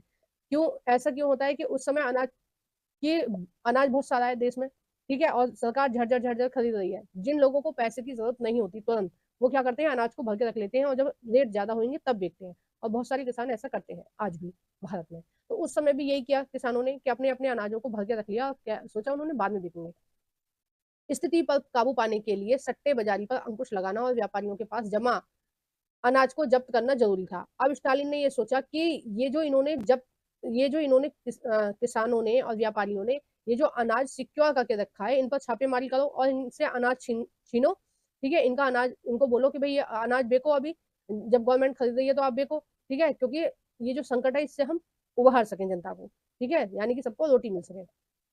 नेक्स्ट क्या हुआ, 1928 में पार्टी के सदस्यों ने अनाज उत्पादक इलाकों का दौरा किया, ठीक है, यानी कि जो पार्टी के सदस्य थे, बोल्शेविक पार्टी के सदस्य थे, वो गांव गांव गए और उन्होंने देखा कि कौन कौन लोग किसान अनाज नहीं बेच रहे हैं। जो अनाज नहीं बेच रहे थे उनसे जबरन बेचने के लिए अपील की गई कि भाई बेचो, ठीक है। नेक्स्ट है, उन्होंने किसानों से जबरन अनाज खरीदा और कुलिकों के ठिकानों पर छापे मारे। कुलिक कौन थे, जो बड़े किसान थे, ठीक है। छोटे किसान यानी कि 1-2 बीघा जमीन है तो छोटे किसान हो गए, बड़े किसान यानी कि 10-20 बीघा जमीन है उनके पास, बड़े बड़े खेत है, उनको बोला गया कुलिक, ठीक है। प्राचीन भारत का इतिहास आप पढ़ेंगे तो उसमें भी कुलिक शब्द का प्रयोग किया गया है, जो रईस किसान थे। गांव में सब तरह के लोग होते हैं, ऐसा थोड़ी ना होता है कि सारे के सारे बिल्कुल ही गरीब है, कुछ रईस किसान भी होते हैं, ठीक है, खानदानी रईस भी होते हैं गाँव में भी। तो उन लोगों को क्या बोला गया, उनको बोला गया कुलक, ठीक है। रूस में संपन्न किसानों को कुलक कहा जाता है। जब इसके बाद भी अनाज की कमी बनी रही तो खेतों के सामूहिकरण का फैसला लिया गया। अब कहाँ तक ऐसे सबकी छानबीन करी जाए कि किसने अनाज बेचा है और किसने नहीं बेचा, ठीक है, इतनी सारी जनता की छानबीन कैसे की जाए। तो फिर स्टालिन ने क्या फैसला लिया कि उसने क्या किया, खेतों का सामूहिकरण कर दिया। सामूहिकरण का क्या मतलब है, उसने क्या किया कि पूरे के पूरे गांव से खेत लिए, ठीक है। जैसे एक गांव में 100 बीघे जमीन है, ठीक है, जैसे प्लॉट को हम गज में देखते हैं ना, वैसे ही जमीन को हम किस में देखते हैं, बीघा में। तो जैसे एक गांव में 100 बीघा जमीन है, ठीक है, ये 100 बीघा जमीन है, और इसमें अगर 50 लोग रह रहे हैं, ठीक है, पूरे गांव में कितने लोग रह रहे हैं, 50 लोग रह रहे हैं मान लो, ठीक है, पूरे गांव में 50 लोग रह रहे हैं, तो उनको बोल दिया कि आप इस पूरी जमीन पर खेती में काम करो, ठीक है। जब इस पे अनाज उगेगा तो तुम सब लोग इस अनाज को बेच देना, और इससे जो पैसे आएंगे उसको सब में बराबर बराबर बांट देंगे। तो इस तरह से समूहीकरण करने का फैसला लिया कि इससे क्या होगा, जब सब लोग खेती में काम करेंगे तो क्या होगा, अनाज ज्यादा पैदा होगा। दूसरी चीज क्या होगी कि जो छोटे किसान हैं वो, उनके पास सुख सुविधा कम है, खेत खेत में जैसे ट्रैक्टर नहीं है, अच्छे बीज खाद का प्रयोग नहीं किए कर पाते। अगर ये सारे मिलके करेंगे तो ज्यादा अच्छे से खेती होगी, तो अनाज की कमी नहीं पड़ेगी। दूसरा क्या होगा कि जब इतने सारे लोग होंगे तो ये अनाज को तुरंत बेच देंगे। ठीक है, जैसे ही अनाज आएगा तुरंत बेच देंगे, क्योंकि सबको अपना अपना हिस्सा चाहिए होगा। तो स्टालिन ने ये नीति अपनाई, लेकिन ये नीति फेल रही। इस फैसले के पक्ष में एक तर्क यह भी दिया गया कि अनाज की कमी इसलिए हुई है क्योंकि खेत बहुत छोटे हैं। ठीक है, यानी कि क्योंकि किसानों को जल्दी जल्दी में खेत बांट दिए थे। 1917 में क्या हुआ, अमीर लोगों से किसानों में अमीर लोगों से छीना, जमींदार लोगों से उन्होंने खेत छीने और किसको बांट दिए, किसानों को। तो जल्दी जल्दी में छोटे छोटे खेत बांट दिए उन्होंने। तो उनको लगा कि छोटे छोटे खेत हैं, इसलिए वो ठीक से खेती नहीं कर पा रहे हैं। 1917 के बाद जमीन किसानों को सौंप दी गई थी। ठीक है, आपको पता ही है क्रांति के बाद ऐसा हुआ था। फलस्वरूप ज्यादातर किसानों के पास छोटे खेत थे जिनका आधुनिकीकरण नहीं किया जा सकता था, यानी कि ट्रैक्टर या और मशीनों का प्रयोग नहीं किया जा सकता। भाई छोटे खेत हैं तो कैसे मशीनों का प्रयोग करोगे, क्योंकि मशीनों को मुड़ने तोड़ने के लिए भी तो जगह चाहिए ना, चलेगी, खड़ी होगी। तो मशीनों से खेती बड़े खेतों में हो सकती है, छोटे खेतों में नहीं हो सकती। आधुनिक खेत विकसित करने और उन पर मशीनों की सहायता से औद्योगिक खेती करने के लिए कुलीकों का सफाया कर दिया गया, यानी कि बड़े किसानों का सफाया कर दिया गया। किसानों से जमीन छीन ली गई। ठीक है, सब सारी जमीन छीन कर क्या किया, सारी की सारी जमीन गांव के नाम कर दी और राज्य नियंत्रण यानी सरकार के नियंत्रण वाले विशालकाय खेत बनाना शुरू कर दिया, यानी कि पूरे की पूरे गांव की जमीन इकट्ठा करके एक जगह कर ली उन्होंने। और उन्होंने क्या किया, वे सब लोग खेती करो और सब लोगों का बराबर का हिस्सा होगा। ठीक है, नेक्स्ट क्या हुआ, इसके बाद स्टालिन का समूहीकरण कार्यक्रम शुरू हुआ। 1929 से पार्टी ने सभी किसानों को सामूहिक खेतों, यानी सामूहिक खेतों को क्या बोला गया, कोल खोज। ठीक है, सामूहिक खेतों को क्या बोला गया, कोल खोज के नाम कोल खोज में काम करने का आदेश जारी किया। ज्यादातर जमीन और साझी सामान सामूहिक खेतों में स्वामित्व में सौंपा गया। ठीक है, यानी कि पूरे की पूरे गांव की एक जमीन होगी और सारे के सारे मिलकर काम करेंगे। सभी किसान सामूहिक खेती पर काम करते थे और खोल खोज के मुनाफे को सभी किसानों में के बीच बराबर बराबर बांट दिया जाता था। ठीक है, मतलब जैसा स्टालिन चाहते थे वैसा होने लगा। इस फैसले से गुस्साए किसानों ने सरकार का भी विरोध किया। अब विरोध क्यों होने लगा, क्या कारण रहे विरोध करने के। देखो, विरोध इसलिए हो रहा था कि जो खेती बांटी गई, जो मान लो ये खेती है और पूरे गांव के लोगों की खेती है, जब आएगी फसल तो सबको बराबर बटेगी। अब कोई इस खेत में 10 घंटे काम कर रहा है, उसको भी इतना ही प्रॉफिट मिलेगा। ठीक है, उसको भी इतना ही हिस्सा मिलेगा। कोई 5 घंटे काम कर रहा है, उसको भी इतना हिस्सा मिलेगा। कोई 2 घंटे काम कर रहा है, उसको भी इतना हिस्सा मिलेगा। कोई दिन रात वहां रह के चिड़ियाओं को भगा रहा है, जंगली जानवरों को भगा रहा है, उसको भी इतना हिस्सा मिलेगा, है ना। तो जब सबको हिस्सा बराबर मिल रहा है तो जो ज्यादा काम कर रहे हैं उनको गुस्सा रहा कि भाई हम ज्यादा क्यों काम करें खेती में, हम ज्यादा काम कर रहे हैं, सामने वाला काम नहीं कर रहा, आप सबको बराबर हिस्सा बंटवा रहे हो। तो कहीं ना कहीं दुख हुआ भाई, लोगों को गुस्सा आया। प्लस उन लोगों को भी गुस्सा आया जिन जो बड़े किसान थे, उनसे खेती छीन ली गई तो उनको भी गुस्सा आया कि इन्होंने हमारी खेती छीन के सारी में क्यों मिला दी, और हम आराम से खेती कर रहे थे तो ये तो काम इन्होंने गलत किया। तो कहीं ना कहीं विरोध होने लगा इसका, सामूहिक खेती का। ठीक है, तो अनाज का संकट बना रहा। पहले तो जो हो रहा था उसको वो सिक्योर करके रख रहे थे, बाद में फसल ही कम होने लगी, क्योंकि खरबूजे को देख के खरबूजा रंग बदलता है, ये कहावत आपने सुनी होगी। तो जो 10 घंटे काम कर रहा है वो भी उसने भी काम करना कम कर दिया कि भाई हम ही क्यों ज्यादा काम करें, जो सामने वाला नहीं कर रहा। तो देखो ये ऐसा होता है, एक घर में अगर 4 लड़के हैं, एक लड़का 10 घंटे काम करके बाहर से पैसे कमा के ला रहा है 10,000। ठीक है, दूसरा लड़का है वो 5 घंटे काम करके 5,000 कमा के ला रहा है ना। तीसरा लड़का है वो 7,000 रुपये कमा के ला रहा है। और एक लड़का है वो खाली बैठा है घर पे, पूरे दिन कुछ काम नहीं कर रहा। ठीक है, तो जो 3 लड़के काम कर रहे हैं उनको कहीं ना कहीं दुख होगा कि भाई ये चौथा लड़का क्यों खाली बैठा है, इसको भी काम पे लगाओ, ये फिरकी क्यों खा रहा है। या फिर जो 10 घंटे काम कर रहा है उसको दुख होगा कि भाई ये तो 2-2 3-3 घंटे काम करके आ रहे हैं और ये खाली बैठा है, मैं सबका खर्चा मैं चला रहा हूँ, मैं कमा रहा हूँ 10,000 और सारे इन पर बांट रहा हूँ, इन चारों पर। तो वो बोलेगा अपने मम्मी पापा से कि या तो इनको भी काम करने के लिए बोलो या फिर मुझे सेपरेट करो, मैं अलग रहूंगा, क्योंकि भाई मैं तो इनके लिए ही कमा रहा हूँ, ये खाए, मैं कमा रहा हूँ और ये खा रहे हैं। तो हर घर में इस तरह की लड़ाइयाँ होती हैं, आपने देखी होगी। ठीक है, जो कमाएंगे उनको, जो जो नहीं कमाते उनको वो भाते नहीं है, वो पसंद नहीं आते हैं कि भाई ये क्यों नहीं कमा रहे। तो इस तरह की तनातनी बनी रही, है ना। और इसका विरोध होने लगा, सामूहिक खेती का विरोध होने लगा। फिर क्या हुआ, नेक्स्ट विरोध किया गया और वे अपने जानवरों को खत्म करने लगे। जैसे किसी के पास 4 गाय हैं, ठीक है, किसी के पास 1 गाय है, तो 1 गाय वाले के पास काम कम है, वो कितना दूध पी पाएगा, बाकी का दूध उससे बाकी लोगों को बाकी में बेचना पड़ेगा। ठीक है, और जो जिसके पास 4 गाय हैं उनका भी बाकी में बेचना पड़ेगा। तो इस तरह से जब सारी चीजें ही बराबर हैं तो वो ज्यादा मवेशियों को क्यों पाले, क्यों सेवा करें। एक के पास 4 गाय हैं और एक के पास 4 गाय हैं, है ना। एक के पास 1 गाय और एक के पास 10 गाय। ठीक है, अब ये दूध का उत्पादन कर रहे हैं, जब पैसे बटेंगे तो सब में बराबर बटेंगे, जो 4 गाय हैं उसको भी इतने पैसे मिलेंगे जिसने एक गाय का दूध दिया है उसको भी इतने पैसे मिलेंगे, जिसने 10 गाय का दूध दिया है उसको भी इतने ही पैसे मिलेंगे। तो ये लोग क्या कर रहे थे कि अपने अपने मवेशियों को खुद ही मार दे रहे थे कि हम क्यों पाले चार चार को, हमें तो एक की जरूरत है, एक का ही दूध पिया जाएगा। तो 3 को मार दिया इन्होंने। इनको इन्होंने कितने को मार दिया, इन्होंने 7-8 को मार दिया कि ज्यादा काम करना पड़ रहा है, पैसे उतने मिल रहे हैं कि इनको मार दो। तो क्या हुआ इसमें, 1929 से 1931 के बीच मवेशियों की संख्या में 1/3 कमी आ गई। ठीक है, अब देखो गरीबों के हाथ में जब सत्ता आई, अब गरीबों की चल रही है ना बोल्शेविक पार्टी में। अब गरीब क्या कर रहे हैं, गरीब नहीं गलत कर रहे हैं कि अपने मवेशियों को मार रहे हैं। तो बराबर कभी भी नहीं होता है। आप ये सोचें, समाज में से गरीबी अमीरी हट जाए, वो कभी भी नहीं हटेगी। कुछ लोग जो मेहनत कर रहे हैं उनके पास हमेशा पैसा आएगा ही, कुछ लोग जो काम करना नहीं चाहते उनके पास पैसा नहीं आएगा। ठीक है, जो शोषण का रेशो होता है वो 20-30% होता है, बहुत ज्यादा नहीं होता है। और कभी भी समाज एक जैसा नहीं होता, क्योंकि लोगों की सोच एक जैसी नहीं है। अब देखो यहाँ ऐसी सोच हो गई कि वो अपने मवेशियों को ही मार रहे हैं, अपने गाय भैंसों को ही मार रहे हैं कि हम क्यों पाले इनके लिए, है ना। तो कभी भी एक जैसा नहीं हो सकता। पहले अमीरों से छीनकर इनको प्रॉपर्टी दी गई गरीबों को कि भाई ये भी अपना गुजर बसर कर लेंगे, बाद में ये आपस में ही लड़ने लगे सारे गरीब। तो कभी भी एक जैसा नहीं हो सकता है। समाजवाद कभी भी किसी भी देश में पूरी तरह से कायम नहीं हो सकता है।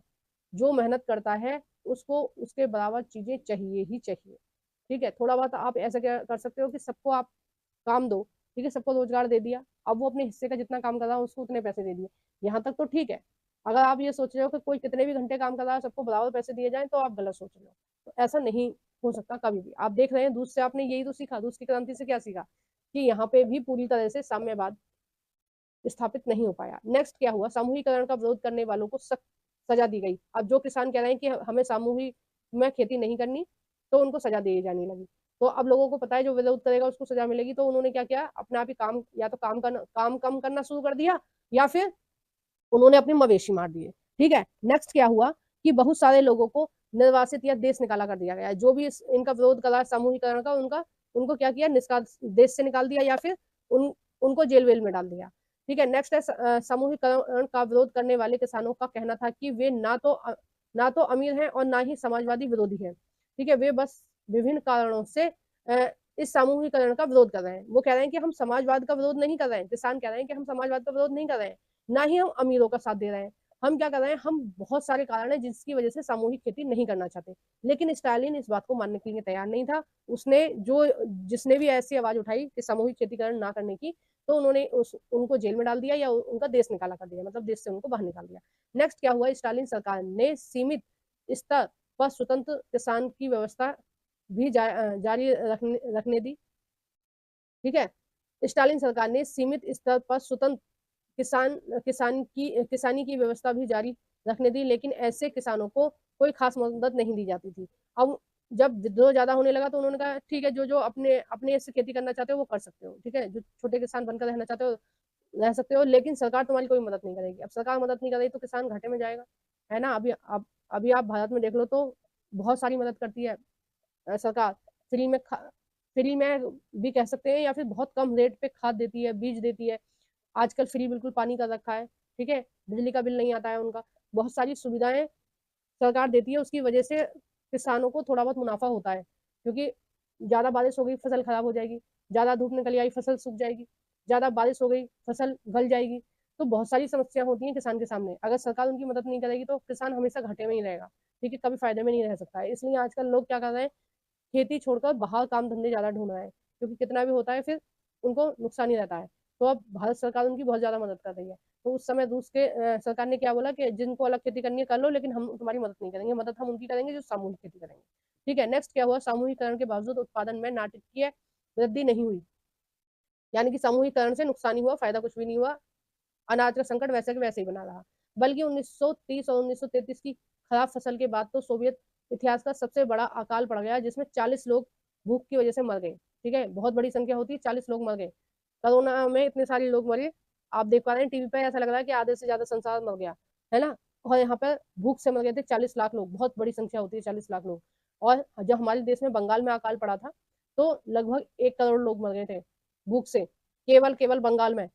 सोचो कितने ज्यादा लोग मर गए थे, लगभग 1/4 लोग बंगाल के मर गए थे उस टाइम पे भूख की वजह से। और ये सब किसकी वजह से हुआ था, अंग्रेजों की वजह से हो गया था, क्योंकि एक तो फसल नष्ट हो गई थी, ऊपर से अंग्रेजों ने बिल्कुल भी हेल्प नहीं करी थी। ठीक है, नेक्स्ट क्या हुआ पार्ट, रूस में क्या हुआ, रूस में आ जाते हैं हम। पार्टी में भी बहुत सारे लोग नियोजित अर्थव्यवस्था के अंतर्गत औद्योगिक उत्पादन में पैदा हो रहे भ्रम और समूहीकरण के परिणाम की आलोचना करने लगे। अब लोगों को लगने लगा कि भाई ये गलत है, ये जो समूहीकरण है ये गलत है, क्योंकि लोग अब भूखे मर रहे हैं, तो मतलब सच में ये समस्या वाली बात हो गई। स्टालिन झूठ बोल रहे हैं कि ये सब ठीक हो जाएगा, धीरे धीरे ठीक हो जाएगा, कुछ ठीक नहीं हो रहा, ऊपर से लोग और मर रहे हैं। ठीक है, नेक्स्ट है स्टालिन और उसके सहयोगियों ने ऐसे आलोचकों पर समाजवाद के खिलाफ साजिश रचने का आरोप लगाया। उन्होंने कहा कि जो भी समूहीकरण, वही वाली चीज जैसे पहले किसानों को वो कर रहे थे, देश निकाला कर रहे थे, मार रहे पीट रहे थे, उनको सजा दे रहे थे, वैसे उन्होंने जो भी उनकी आलोचना करता है स्टालिन की, उसको सजा दी जाती थी। देश भर में बहुत सारे लोगों को इसी तरह आरोप लगाया और 1929 तक आते आते 20 लाख से ज्यादा लोगों को या तो जेल में डाल दिया या श्रमिक शिविरों में भेज दिया। ठीक है, अब देखो, पहले जाल कर रहा था लोगों के साथ अत्याचार, बाद में अंतरिम सरकार आई, वो अत्याचार करने लगी। ठीक है, अब बॉल्शेविकों के हाथ में आया, तो अब ये अत्याचारी तो चल रहा है लोगों के साथ, कि जो समाजवाद के खिलाफ बोलेगा, समाजवाद यानी कि जो सामूहिकरण खेती नहीं करना चाहेगा वो जेल में जाएगा, है ना। आजादी की लड़ाई में, क्रांति में 40 लाख लोग नहीं मरे, लेकिन भूख से मर गए। भूख भूख किसकी वजह से लगी? गलत नियोजन की वजह से। ठीक है, गलत अर्थव्यवस्था चलाने की वजह से अनाज की कमी हुई और लोग भूखे मर गए। क्रांति में 40 लाख लोग नहीं मरे, लेकिन भूख से मर गए। कितनी बड़ी बात होगी, 40 लाख लोग मर गए, कोई छोटी बात है ये? तो जिसके हाथ में पावर होती है वो उसका गलत इस्तेमाल करता ही है। ठीक है, बिल्कुल सही तरीका है कि हर 5 साल में सरकार बदल दी जाए, ताकि सरकार को भी, में जो लोग रहते हैं उनको डर रहता है कि अगर हमने कुछ भी गलत किया तो हमारी सरकार खतरे में आ जाएगी। तो सबसे सही तरीका क्या होता है? यही होता है कि हर 5 साल में आए और 5 साल बाद वो जनता देखे कि उसने सही काम किया है कि नहीं, और अगर सही काम नहीं किया तो दूसरी सरकार को चुने। इस तरह से लोगों का शोषण नहीं होता है। अगर एक ही तरह के लोग रहेंगे तो जब भी उनके पास पावर आती है वो अत्याचार करते ही करते हैं। और आपने रूस में देख लिया ना, हर तरह की सरकार आ गई, राजा था वो गलत शासन करने लगा, फिर अंतिम सरकार आई वो गलत शासन करने लगी, और अब वॉल्शेविक भी गलत शासन कर रहे थे। ठीक है, लोगों को जेलों में डाल रहे थे, श्रमिक जो जो किसान लोग विरोध कर रहे थे उनको भी जेल में डालने लगे। ज्यादातर लोगों ने ऐसा कोई अपराध नहीं किया था, लेकिन उनकी सुनने वाला कोई नहीं था। बहुत सारे लोगों को यातना दे देकर उनसे इस आशय के बयान लिखवाए गए कि उन्हें समाजवाद के विरोध साजिश में शामिल किया गया, मतलब उन्होंने साजिश की है देश के खिलाफ, समाजवाद के विरोध में है। ठीक है, मतलब जो भी सामूहिकरण का विरोध करेगा उसको क्या करेंगे? सजा देंगे, उसको मारेंगे पीटेंगे और उससे ये लिखवाएंगे कि हम समाजवाद के खिलाफ है। ठीक है, जबरदस्ती इस आधार पर उन्हें मार दिया गया। इसमें कई प्रतिभाशाली पेशावर भी थे, यानी कि बहुत सारे लोग जो पढ़े लिखे थे उनको भी मार दिया गया, जो इंटेलिजेंट लोग थे उनको भी मार दिया गया। ठीक है, अब देखो ये जो कॉलम है इनमें छोटी छोटी कहानियां लिखी हुई हैं लोगों की, किस तरह से क्या क्या हुआ, और इनको पढ़ना तो आपको डिटेल में पता चलेगा कि कितने बड़ा नुकसान था इस सामूहिकरण का, और कितनी बड़ी जो बेकार चीजें हुई। ठीक है, मैं अगर एक चीज को डिटेल में पढ़ाऊंगी तो बहुत ज्यादा देर हो जाएगी। आप खुद पढ़ना है इसमें कि लोगों को किस किन परिस्थितियों का सामना करना पड़ा था इन नीतियों की वजह से। ठीक है, और सामूहिकरण का विरोध क्यों हुआ था, सरकार की क्या प्रतिक्रिया थी, ये सब आप पढ़ना। ठीक है, अब इसका लास्ट पार्ट रह गया रूसी क्रांति और सोवियत संघ का वैश्विक प्रभाव, यानी कि रूस में जो क्रांति हुई उसका वैश्विक प्रभाव क्या हुआ। ठीक है, वो हम देखेंगे नेक्स्ट पार्ट में। वीडियो आपको कैसी लगी है प्लीज कमेंट बॉक्स में बताइएगा। वीडियो को जरूर से लाइक कर देना। जो भी फ्रेंड आपके एनसीईआरटी पढ़ना चाहते हैं उन सभी फ्रेंडों के साथ मेरी इस वीडियो को शेयर कर देना। कमेंट करना मत भूलना कि आपको वीडियो कैसी लगी है। अगर आपको कुछ भी गलत लगा है या कुछ अच्छा लगा है तो प्लीज अपनी भावनाओं को कमेंट बॉक्स में शेयर करें, मैं भी जानूं कि आप इस वीडियो के बारे में क्या सोचते हैं, क्या जानते हैं। Thank you for watching everyone. और सब्सक्राइब नहीं किया है तो प्लीज चैनल को सब्सक्राइब कर लेना।